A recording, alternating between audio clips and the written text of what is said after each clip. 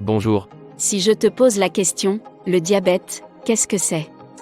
Tu as une multitude de réponses. Voici en quelques lignes tout ce que tu devrais connaître sur la morbidité de cette maladie sournoise, qui est malheureusement largement sous-estimée. Communément appelé diabète sucré, il se divise en 3 parties. Le diabète de type 1.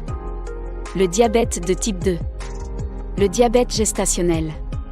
Le diabète est défini par une glycémie, c'est-à-dire un taux de sucre supérieur à 1,26 g par litre, à jeun, contenu dans le sang. Le sucre est un nutriment essentiel au bon fonctionnement des cellules de notre organisme, et il sert à la production d'énergie.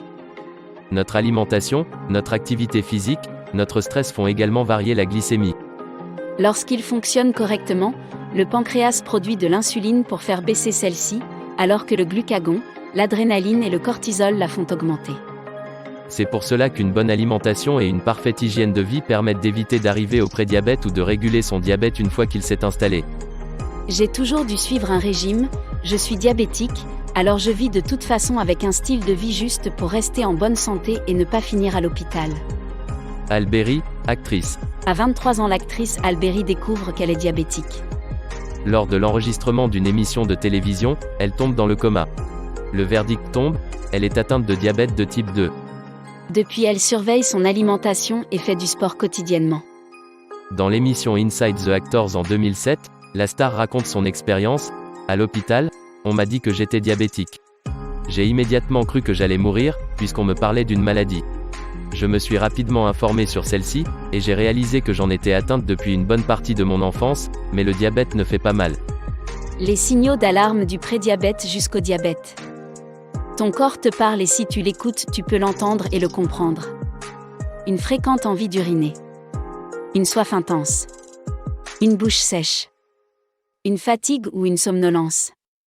Une vision brouillée. Une faim exagérée. Une irritabilité. Une perte de poids rapide et inexpliquée. Une infection des organes génitaux. Des crampes abdominales. Une haleine fruitée en raison de la présence de corps cétoniques dans le sang ou l'urine.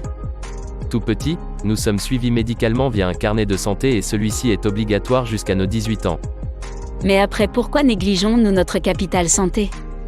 Tous les ans, il faudrait faire un bilan, comme pour notre voiture, que nous faisons réviser régulièrement. Car plus tard, ce ne sera peut-être pas un bilan qu'il te faudra faire, et le choc sera rude. Ton animal de compagnie, tu l'aimes, et tu veux qu'il reste en pleine forme avec toi longtemps. Tu fais attention à lui, avec la vaccination, la vermifugation. Alors prends soin de ton corps et tu le mèneras lui aussi très loin. Dans notre prochain article, je te parlerai de ce que tu as à faire pour améliorer ton quotidien.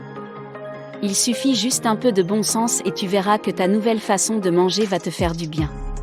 Et quelques notions de bien-être et ton corps te remerciera. Et de plus, tu verras que c'est très bon.